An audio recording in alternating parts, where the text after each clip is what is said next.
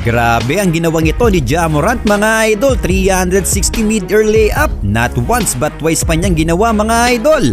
Talagang pambihira ang mga ginagawang play ng high flyer star ng Grizzlies na si Ja Morant. Well, nakalaban nga nila kanina ang Brooklyn Nets at talagang napalaban sila ng gusto. X-factor sa Brooklyn itong si Dennis Schroeder na kumamada sa laro nilang ito ng 20 points. Naging highlights pa ang kanyang napaka-smooth na steal na ito sa 7'4" big man ni Zach Edey na tinapos pa sa isang driving layup. Habang sa Grizzlies ay itong si Zach Edey at Ja Morant ang bumubuhat sa kanilang opensa. Talagang unti-unti nang lumalabas ang potensyal nitong si Zach Edey mga idol. Kumamada siya ng 25 points at 12 rebounds. Under 4-minute mark naman ng second quarter ay unang ginawa ni Ja Morant ang 360 mid-air layup na naulit pa niya ito sa third quarter. Grabe talaga ang vertical jump ni Morant mga idol. Well, sa huli nga ay nabigo pa rin nilang masungkit ang panalo at nagtapos ito sa final score na 106-104.